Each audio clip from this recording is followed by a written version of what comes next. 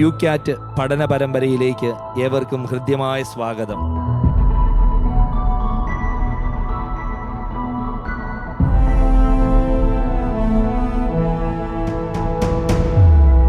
നമ്മുടെ ചോദ്യങ്ങൾക്ക് ഉത്തരം നൽകുന്നത് ഏറെ സുപരിചിതനായ തലശ്ശേരി അതിരൂപതയുടെ മെത്രാപ്പോലീത്ത മാർ ജോസഫ് പാമ്പ്ളാനി പിതാവാണ്. പിതാവെ, ഹൃദയപൂർവ്വം ഈ പരിപാടിയിലേക്ക് സ്വാഗതം.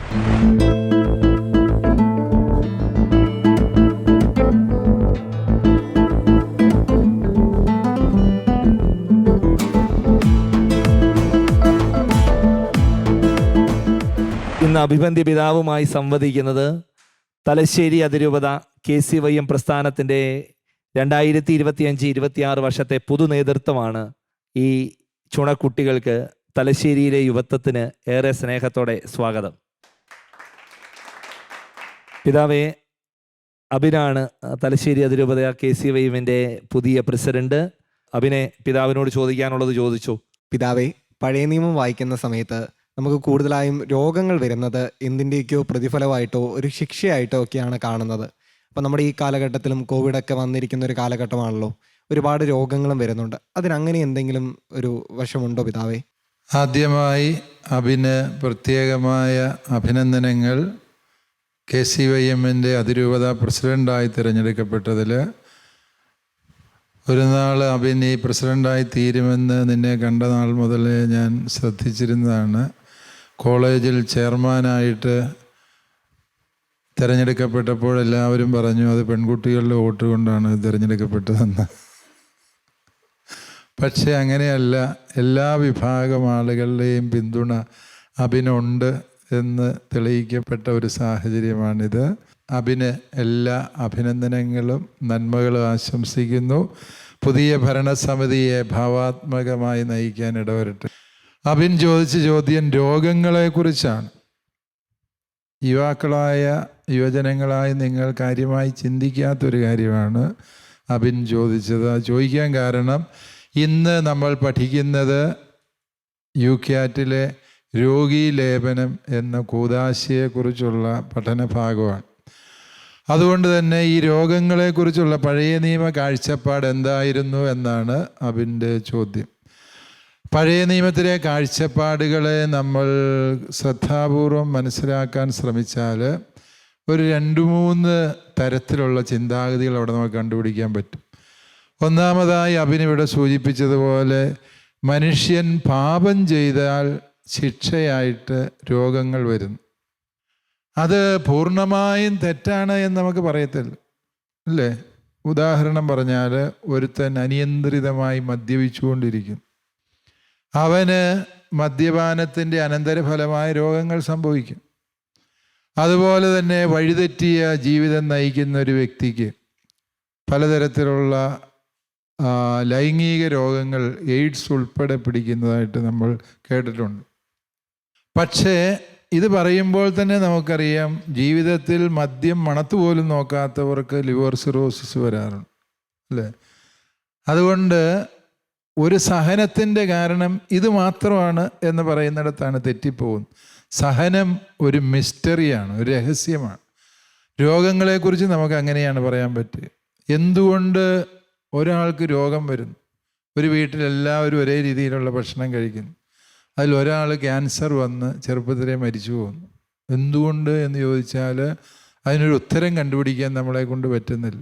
അത് മനുഷ്യ ശരീരത്തിൻ്റെ പ്രത്യേകതകൾ, വിവിധങ്ങളായ കാരണങ്ങൾ അതിനുണ്ടാകാം ശാസ്ത്രീയമായി ചിന്തിക്കുമ്പോൾ.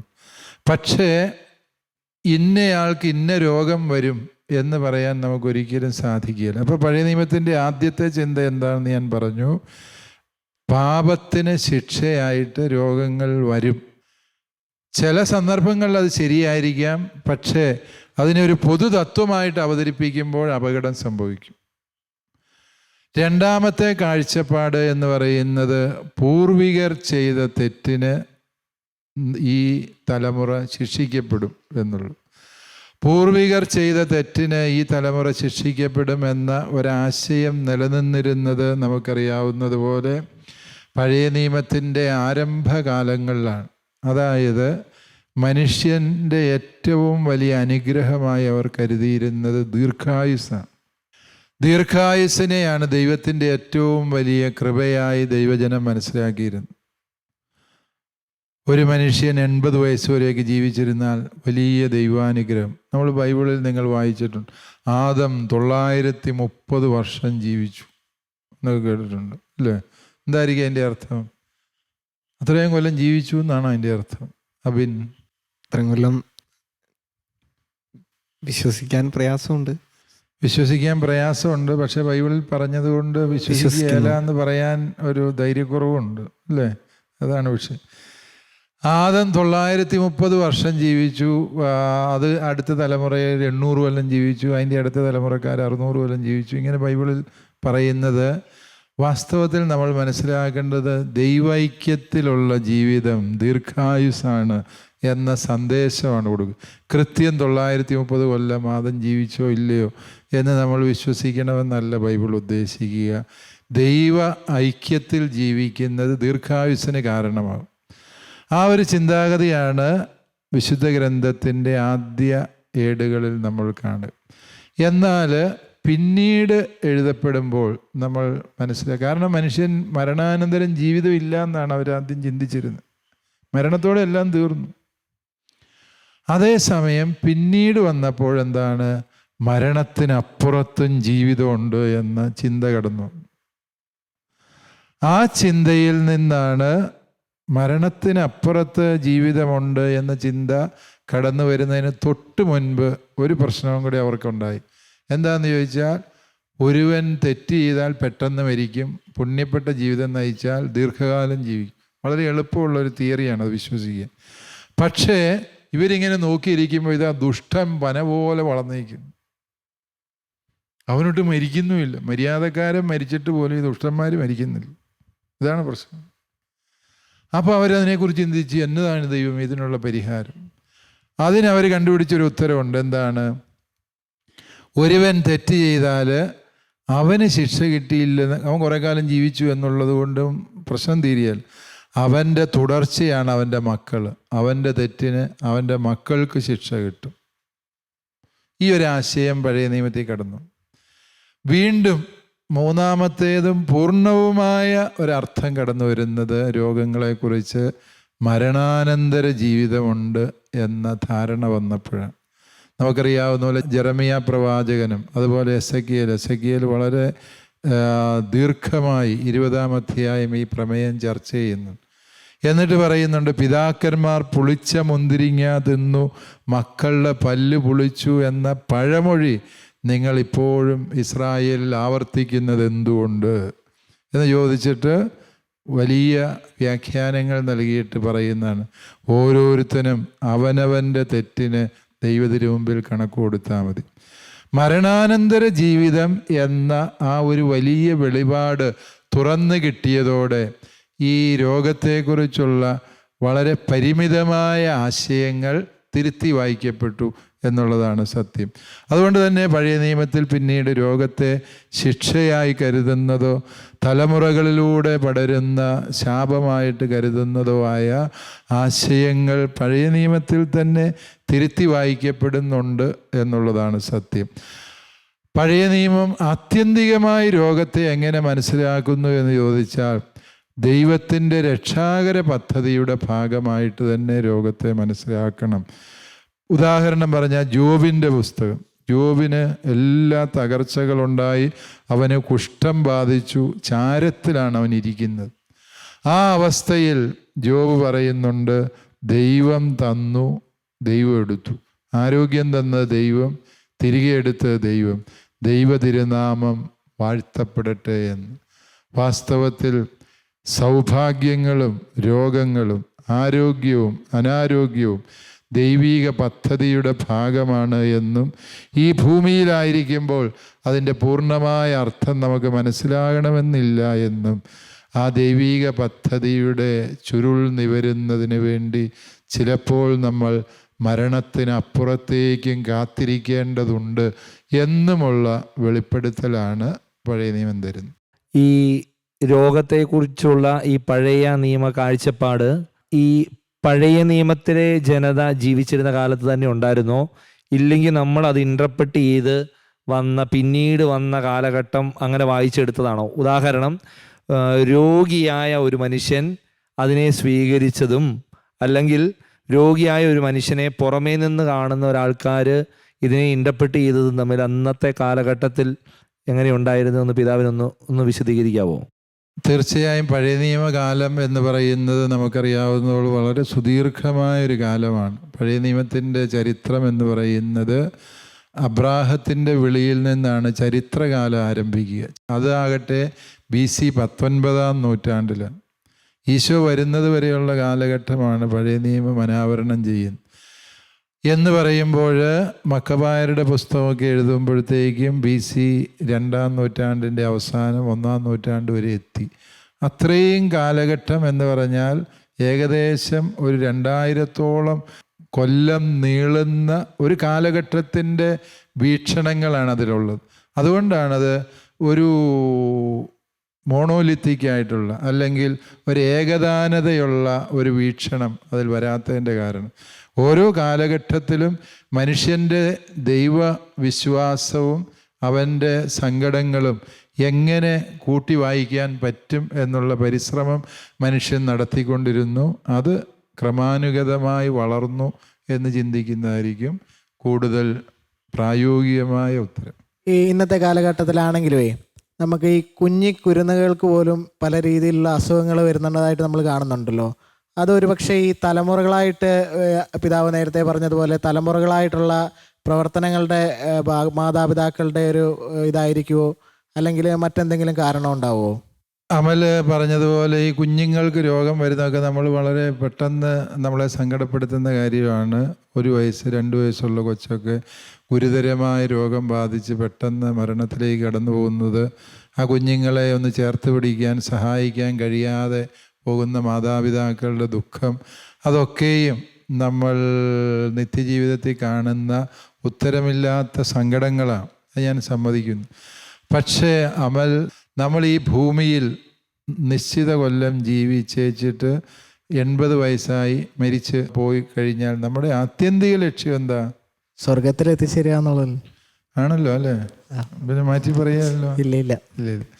ആത്യന്തിക ലക്ഷ്യം എന്നത് സ്വർഗത്തിൽ ദൈവസന്നിധിയിൽ എത്തുക എന്നുള്ളതാണ്. ആ ആത്യന്തിക ലക്ഷ്യം ആദ്യം നേരത്തെ തന്നെ നേടിയെടുക്കാൻ കഴിയുക എന്ന് പറയുന്നത് ഒരു കൃപയായിട്ട് നമുക്ക് മനസ്സിലാക്കാം. ഒരു കുഞ്ഞ് പാപാവസ്ഥകളൊന്നും അറിയാതെ, പാപത്തിൻ്റെ നിഴൽ പോലും വീഴാതെ ആ കുഞ്ഞ് കർത്തൃസന്നിധിയിലേക്ക് തിരികെ പോകുന്നു എന്നുള്ളത് പ്രത്യക്ഷത്തിൽ ആ കുഞ്ഞിൻ്റെ വേണ്ടപ്പെട്ടവർക്കെല്ലാം വലിയ ദുഃഖമുണ്ടാകുന്നുവെങ്കിലും ദൈവം ആ കുഞ്ഞിനോട് ഒരു അനീതിയും പ്രവർത്തിച്ചിട്ടില്ല എന്ന് മാത്രമല്ല, ദൈവം ആ കുഞ്ഞിനോട് കൂടുതൽ കൃപ കാണിക്കുകയാണ് ചെയ്തത്. ഈ ലോകത്തിൻ്റെ കഷ്ടപ്പാടുകളും ബുദ്ധിമുട്ടുകളും അറിയുന്നതിന് മുൻപേ അതിനെ തിരുസന്നിധിയിലേക്ക് തിരികെ വിളിക്കുകയും മഹത്വത്തിൻ്റെ ഒളിമങ്ങാത്ത കിരീടം നൽകി ആ കുഞ്ഞിനെ അനുഗ്രഹിക്കുകയും ചെയ്യുക. അതുകൊണ്ട് ഈ മരണം കൊണ്ടെല്ലാം അവസാനിക്കുന്ന കാഴ്ചപ്പാടാണെങ്കിൽ നേരത്തെ മരിക്കുന്നതിനെക്കുറിച്ച് നമ്മൾ സങ്കടപ്പെടേണ്ടതുള്ളൂ എന്ന് എനിക്ക് തോന്നുന്നു. മരണം ഒന്നിൻ്റെയും അവസാനമല്ല. നമ്മൾ സാധാരണ പറയാറുണ്ട് മരിച്ചു പോയി എന്നൊക്കെ പറയും. സഭ നമ്മളെ പഠിപ്പിക്കുന്ന മരിച്ചവർ എങ്ങോട്ടും പോകുന്നില്ല. അവർ സ്വർഗത്തിലെ വിജയസഭയിലെ വിശുദ്ധരുടെ ഗണത്തിലാണ്. അതല്ലെങ്കിൽ ശുദ്ധീകരണ സ്ഥലത്തിലെ സഹനസഭയിലെ ആത്മാക്കളുടെ ഗണത്തിലാണ്, സഹനസഭയിലാണ്. അതായത് ഈ സഹനസഭയും വിജയസഭയും ഈ ഭൂമിയിലെ സമരസഭയും കൂടി ചേർന്നതാണ് പരിശുദ്ധ കത്തോലിക്ക സഭ. അവർ നമ്മുടെ വീട്ടിൽ ഇനി കാണാൻ പറ്റിയല്ല അവരെന്നുള്ളത് സത്യമാണ്. പക്ഷേ അവർ പരിശുദ്ധ കത്തോലിക്ക സഭയിൽ അവരുടെ ജീവിതം അവർ തുടരുകയാണ് എന്ന് തന്നെ നമ്മൾ വിശ്വസിക്കുന്നു. അതുകൊണ്ട് ഓരോ വ്യക്തിയെയും കുറിച്ചുള്ള ദൈവത്തിൻ്റെ പദ്ധതിയിൽ ചിലർക്ക് ദൈവം പെട്ടെന്ന് കടന്നു പോകാൻ, ഇപ്പം നമ്മൾ അന്തരീക്ഷത്തിലേക്ക് നോക്കിയാൽ കൊള്ളിയാൻ മിന്നി മറയും. അതെത്ര സമയത്തേക്കാണ് ഒരു ഇടിമിന്നലുണ്ടാകുന്നതെന്ന് ചോദിച്ചാൽ may be A fraction of second, ഇത്രയേ ഉള്ളൂ. പെട്ടെന്ന് അത് മിന്നി മറയും. അതേസമയം സൂര്യൻ അവിടെ നിന്ന് കത്താൻ തുടങ്ങിയിട്ട് കുറേ കാലമായി, ഇല്ലേ? യെസ്, ഇത് രണ്ടും പ്രകാശം തരുന്നതാണ്, രണ്ടിനും രണ്ടിൻ ലക്ഷ്യങ്ങളാണുള്ളത് എന്നതുപോലെ ഓരോ ജീവിതത്തെക്കുറിച്ചും ദൈവത്തിന് വ്യത്യസ്തമായ പദ്ധതികളാണുള്ളത്. ആ ദൈവിക പദ്ധതി നിറവേറുന്നതിൽ നമ്മൾ വിശ്വാസം കൊണ്ട് പ്രത്യുത്തരിക്കുക എന്നുള്ളത് മാത്രമേ അതിനുത്തരം പറയാനുള്ളൂ. ഈശോ തൻ്റെ പരസ്യ ജീവിതകാലത്ത് ഒരുപാട് രോഗികളെ സുഖപ്പെടുത്തിയതായിട്ട് സുവിശേഷങ്ങളിൽ സാക്ഷ്യപ്പെടുത്തുന്നുണ്ടല്ലോ. എന്തുകൊണ്ടായിരിക്കും ആ കാലത്ത് ഈശോ രോഗികളെ അത്രമാത്രം സ്നേഹിക്കാനുള്ള ഒരു കാരണം എന്തായിരിക്കും? യെസ്, അപ്പോൾ അമൽ ചോദിച്ചത് ഈ പുതിയ നിയമത്തിൽ ഈശോ പ്രത്യേകിച്ച് സുവിശേഷങ്ങൾ നോക്കുമ്പോൾ രോഗികളോട് ഈശോയ്ക്ക് പ്രത്യേകമായ കരുതലും കരുണയും ഉണ്ട് എന്നുള്ളതാണ് സത്യം. അതങ്ങനെ വരാൻ പറ്റുകയുള്ളൂ. ഒന്ന് ഈശോയുടെ കരുണാർദ്രമായ സ്നേഹം, പിതാവായ ദൈവം മനുഷ്യകുലത്തെ എത്രമാത്രം സ്നേഹിക്കുന്നുവെന്ന് വെളിപ്പെടുത്താനാണ് ഈശോ ഈ ഭൂമിയിലേക്ക് വന്നത്. സ്നേഹം അത് സ്വീകരിക്കുന്നത് ആരാണ് എന്ന് ചോദിച്ചാൽ സമൂഹത്തിലെ ഏറ്റവും അവശത അനുഭവിക്കുന്നവർക്കാണ് കാരുണ്യം കാണിക്കുന്നതിൻ്റെ അർത്ഥം മനസ്സിലാകുന്നത്. ഇപ്പോൾ ഉദാഹരണം പറഞ്ഞാൽ, നിങ്ങൾ ഇങ്ങനെ 6 പാക്ക് മസിലുമായി മിടുക്കന്മാരായിട്ട് സ്ട്രോങ് ബിൽറ്റായിട്ട് നടക്കുമ്പോൾ നിങ്ങൾക്ക് പ്രത്യേകിച്ച് ദൈവത്തെ ആവശ്യമുണ്ടെന്നൊന്നും തോന്നിയാൽ, അതേസമയം ഒരു രോഗം വന്നു, ഡോക്ടർ ടെസ്റ്റ് ചെയ്ത് വെച്ചിട്ട് ഇന്ന രോഗമാണോ എന്നൊരു സംശയമുണ്ട്, ഒരു സീരിയസ് രോഗത്തിൻ്റെ പേര് പറഞ്ഞു, എന്ത് സംഭവിക്കും? നിങ്ങളുടെ കാഴ്ചപ്പാടുകൾ മാറി. എൻ്റെ ദൈവമേ എന്ന് വിളിക്കാൻ തുടങ്ങി, എന്നെ രക്ഷിക്കണേ എന്ന് പറയും, അല്ലേ? അറിയാവുന്ന അച്ഛന്മാരോടും സിസ്റ്റേഴ്സിനോടും എല്ലാം വിളിച്ചു പറയും, ഇങ്ങനെ ഒരു സംശയം പറഞ്ഞു, എൻ്റെ ജീവിതം തീർന്നെന്നാണ് തോന്നുന്നു, എനിക്ക് വേണ്ടി പ്രാർത്ഥിക്കണമെന്ന് പറയും, അല്ലേ? വാസ്തവത്തിൽ ഈ രോഗാവസ്ഥകൾ എന്ന് പറയുന്നത് ദൈവത്തെ അന്വേഷിക്കാനും ഞാൻ എന്നിൽ തന്നെ പൂർണ്ണതയുള്ളവനല്ല, എനിക്ക് ദൈവത്തെ ആവശ്യമുണ്ട് എന്ന് എന്നെ ബോധ്യപ്പെടുത്തുന്ന ഒരവസരമാണ് വാസ്തവത്തിൽ നമ്മുടെ രോഗാവസ്ഥകൾ. വാസ്തവത്തിൽ ഈശോയുടെ കാലത്തും അതുതന്നെയാണ്. ഈശോയെ ഏറ്റവും അധികം തേടിച്ചെന്നത് ആരാണ്? രോഗികളാണ്. വിശക്കുന്നവർ ഈശോയുടെ അടുക്കൽ ചെന്നു, അല്ലേ? എല്ലാവരും ഭ്രഷ്ട് കൽപ്പിച്ച് അകറ്റി നിർത്തിയവർ അവർ ഈശോയുടെ അടുക്കൽ ചെന്നു. ചുങ്കക്കാർ, പാപികൾ, സമൂഹത്തിൽ ഭ്രഷ്ട് കൽപ്പിക്കപ്പെട്ട സ്ത്രീകൾ, അവരൊക്കെയും ഈശോയുടെ അടുക്കലേക്ക് കടന്നു ചെല്ലുന്നുണ്ട്. അത് ഒന്നെങ്കിൽ ശരീരത്തിൽ അല്ലെങ്കിൽ മനസ്സിൽ, ആത്മാവിൽ രോഗം ബാധിച്ചവർ എന്ന് സമൂഹം വിലയിരുത്തിയവരായിരുന്നു ഈശോയെ ഏറ്റവും ആഴത്തിൽ അന്വേഷിച്ചതും കണ്ടെത്തിയതും എന്ന് നമുക്ക് മനസ്സിലാക്കാൻ സാധിക്കും. അതിൻ്റെ കാരണം എന്ന് പറയുന്നത് അവർക്കാണ് ദൈവത്തെ ഏറ്റവും ആവശ്യമുള്ളൂ. അതുകൊണ്ട് ഈ രോഗങ്ങളുടെ ഒരു രക്ഷാകരമായ അർത്ഥം കൂടി നമുക്കതിൽ വെളിപ്പെട്ട് കിട്ടുകയാണ്. ദൈവത്തെ തേടാനുള്ള ഒരു വിളിയാണ് വാസ്തവത്തിൽ നമ്മുടെ രോഗാവസ്ഥകൾ. ആ രോഗങ്ങളൊക്കെ ഉണ്ടാകുന്നത് വരെയും നമ്മൾ വിചാരിക്കും ഞാൻ വലിയ പുള്ളിയാണ്, എനിക്ക് ആരെയും മൈൻഡ് ചെയ്യേണ്ട കാര്യമില്ല. ഇപ്പം മാതാപിതാക്കൾ നിങ്ങളോട് എന്തെങ്കിലും പറഞ്ഞാൽ പോലും നിങ്ങൾ തട്ടിക്കയറി എൻ്റെ കാര്യം ഞാൻ നോക്കും. അമലല്ല, അമലിനെ പോലെയുള്ളവർ ചിലപ്പോൾ ഇങ്ങനെ നോക്കിയെന്നിരിക്കും, അങ്ങനെയൊക്കെ പ്രതികരിച്ചെന്നിരിക്കും. പക്ഷേ നിങ്ങൾ രോഗാവസ്ഥയിലായി കഴിയുമ്പോൾ നിങ്ങൾക്ക് പപ്പായുടെ സാന്നിധ്യം വേണം, മമ്മി കൂടെ നിൽക്കണം, നമ്മളെ സ്നേഹിക്കുന്നവരെല്ലാം നമ്മുടെ ഒപ്പം വേണമെന്ന് തോന്നുന്നു. വാസ്തവത്തിൽ രോഗം നമ്മൾക്ക് തരുന്ന ചില ഉൾക്കാഴ്ചകളുണ്ട്. ഞാൻ എന്നിൽ തന്നെ സമ്പൂർണനായ മനുഷ്യനല്ല, എനിക്ക് മറ്റുള്ളവരുടെ സഹായം കൂടിയേ ജീവിക്കാൻ പറ്റുകയുള്ളൂ.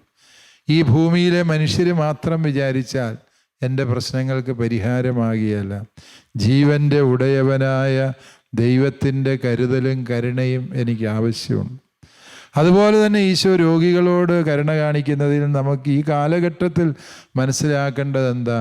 ഏതൊരു രോഗി ഈശോയെ വിളിച്ച് പ്രാർത്ഥിച്ചോ, ഈശോയുടെ സഹായം തേടിയോ, കർത്താവിൻ്റെ കരുണാർദ്രമായ സ്നേഹവും സൗഖ്യദായകമായ കരവും അവൻ്റെ മേൽ ഉണ്ടാകും എന്നുള്ള ഉറപ്പുകൂടി ഈ പുതിയ നിയമത്തിലെ ഈ രോഗികളെ സുഖപ്പെടുത്തുന്ന സുദീർഘമായ വിവരണങ്ങളിൽ നിന്ന് നമുക്ക് മനസ്സിലാക്കാൻ സാധിക്കും.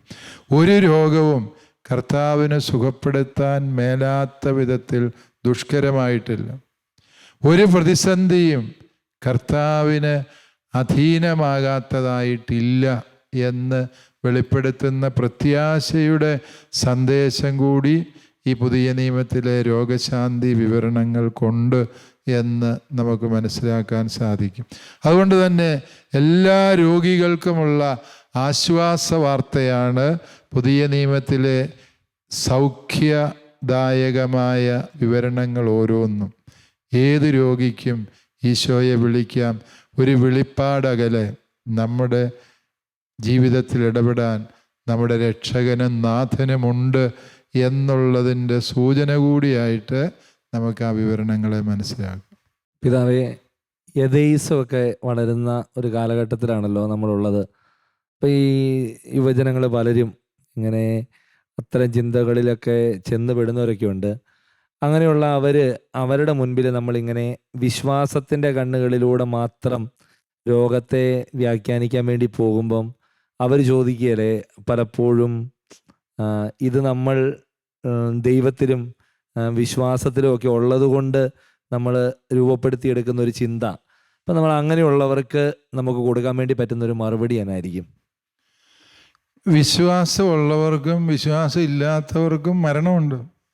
അതാണ് എൻ്റെ ഉത്തരം. ഈ വിശ്വാസിക്ക് വേണ്ടി റിസർവ് ചെയ്തിരിക്കുന്നതാണ് രോഗങ്ങൾ, അതല്ല എങ്കിൽ മരണം എങ്കിൽ ഈ പറയുന്നത് സത്യമാണ്. ഞാൻ നിരീശ്വരവാദിയാണെങ്കിലും ഈശ്വരവിശ്വാസിയാണെങ്കിലും ഞാൻ മരണത്തിലേക്ക് കടന്നു പോകേണ്ടതുണ്ട് എന്നുള്ളത് സത്യമാണ്. അതുകൊണ്ട് ദൈവത്തിൽ വിശ്വസിക്കുന്നവനെ സംബന്ധിച്ച് മരണത്തിലേക്കുള്ള കടന്നുപോക്ക് എന്ന് പറയുന്നത് താൻ വിശ്വസിക്കുന്നതൊക്കെയും സത്യമായിരുന്നു എന്ന് കാണാനുള്ള പ്രത്യാശയുടെ കവാടം കടന്നു പോകുന്നതാണ് അവനെ സംബന്ധിച്ച് മരണം. നിരീശ്വരവാദിയെ സംബന്ധിച്ചിടത്തോളം മരണമെന്ന് പറയുന്നത് ഏറെ ഭീകരമായ അവസ്ഥയാണ്. എല്ലാം തീർന്നു, എല്ലാം പോയി, ജീവിതം പാഴായിപ്പോയി, ആരുമില്ല, വലിയ ഒരു ഇരുട്ടിലേക്ക് ചെന്ന് നിപതിക്കുന്ന അനുഭവമാണ്. വിശ്വാസിക്ക് അത് തൻ്റെ കർത്താവിൻ്റെ കരങ്ങളിലേക്കുള്ള കടന്നുപോകലാണ്. ഈ മരണസമയത്താണ് വിശ്വാസം ഒരു വ്യക്തിക്ക് കൊടുക്കുന്ന ശക്തി നമുക്ക് മനസ്സിലാക്കാൻ പറ്റും. അതായത് അറിയപ്പെടുന്ന പല നിരീശ്വരവാദികളും ആത്മഹത്യ ചെയ്തിട്ടുണ്ട്. ഞാൻ പേര് പറഞ്ഞ ആരെയും പരസ്യമായി ആക്ഷേപിക്കാൻ ഉദ്ദേശിക്കുന്നില്ല. വിശ്വോത്തര നിരീശ്വരവാദികളിൽ പലരും ആത്മഹത്യ ചെയ്താണ്. എന്തുകൊണ്ട് എന്ന് ചോദിച്ചാൽ മരണം അവരെ അത്രയേറെ ഭയപ്പെടുത്തി കളയുന്നു എന്നുള്ളതാണ് സത്യം. ഈ ദൈവവിശ്വാസം കുറഞ്ഞു വരുന്ന സമൂഹങ്ങളിൽ, വികസിത രാജ്യങ്ങളിൽ എന്താണ് സംഭവിക്കുക? ഈ ഒരു രോഗം വന്നാൽ ഉടനെ മരിക്കാനുള്ള വഴി, മരിക്കാനും വേദന കൂടാതെ മരിക്കാനുള്ള യന്ത്രങ്ങൾ, മരുന്നുകൾ, ആ രീതിയിലേക്ക് കാര്യങ്ങൾ കൊണ്ടുപോവുകയാണ്. കാരണം സഹനത്തിൻ്റെ അർത്ഥം മനസ്സിലാക്കാത്ത ഒരു സംസ്കാരത്തിന് ഒരിക്കലും ജീവിതത്തിൻ്റെ അർത്ഥം പിടികിട്ടിയല്ല എന്നുള്ളതാണ് സത്യം. അതുകൊണ്ട് ഈ സഹനത്തെ വായിച്ചെടുക്കാൻ വാസ്തവത്തിൽ വിശ്വാസം എന്നതിൽ കവിഞ്ഞ ഒരു ഉത്തരം ശാസ്ത്രത്തിന് പറയാൻ പറ്റും. നിനക്ക് എന്തുകൊണ്ട് ബ്ലഡ് ക്യാൻസർ വന്നു? നിൻ്റെ രക്തത്തിലെ ചുവന്ന അണുക്കളും വെളുത്ത രക്താണുക്കളും തമ്മിലുള്ള പ്രപ്പോർഷനിൽ ഗുരുതരമായ അന്തരം വന്നു. ശാസ്ത്രീയമായൊരു ഉത്തരം നമുക്ക് കിട്ടി. ആ ഉത്തരം നാം തേടുന്ന നമ്മുടെ സങ്കടത്തിനുള്ള ഉത്തരവല്ല. സങ്കടത്തിനുള്ള ഉത്തരങ്ങൾ നമുക്ക് കണ്ടെത്താൻ കഴിയുന്നത് വിശ്വാസത്തിൻ്റെ വഴിയിലാണ്. കാരണം എന്താണെന്ന് ചോദിച്ചാൽ അത് ശാസ്ത്രത്തിന് വസ്തുതാപരമായ അറിവുകൾ തരാനേ സാധിക്കുകയുള്ളൂ. വ്യക്തിയധിഷ്ഠിതമായി നമുക്ക് വേണ്ട ഉത്തരങ്ങൾ വ്യക്തി തന്നെയായ ദൈവത്തിൽ നിന്നല്ലാതെ നമുക്ക് സംലഭ്യമാകില്ല എന്നുള്ളതാണ് സത്യം. രോഗത്തെക്കുറിച്ചും നമ്മൾ രോഗത്തിൻ്റെ വ്യത്യസ്തമായ വശങ്ങളെക്കുറിച്ചുമൊക്കെ വിശ്വാസത്തിൻ്റെ കണ്ണുകളിലൂടെയൊക്കെ വായിച്ചെടുക്കാൻ വേണ്ടി പരിശ്രമിക്കുകയായിരുന്നു. ഒത്തിരി നല്ല ചിന്തകൾ, നല്ല ബോധ്യങ്ങളൊക്കെ പിതാവിൻ്റെ ഉത്തരങ്ങളിലൂടെയൊക്കെ ഞങ്ങൾ യുവജനങ്ങൾക്ക് പകർന്നു നൽകി. വളരെ അർത്ഥസമ്പുഷ്ടമായ ആശയഗംഭീരമായ ഒരു എപ്പിസോഡ് ഇവിടെ പൂർത്തീകരിക്കപ്പെടുന്നു. കൂടുതൽ നല്ല ചോദ്യങ്ങളും നല്ല മനോഹരമായ ഈടുറ്റ ഉത്തരങ്ങളുമായി നമ്മൾ യുക്യാറ്റിൽ കണ്ടുമുട്ടും. ഏവർക്കും നന്ദി.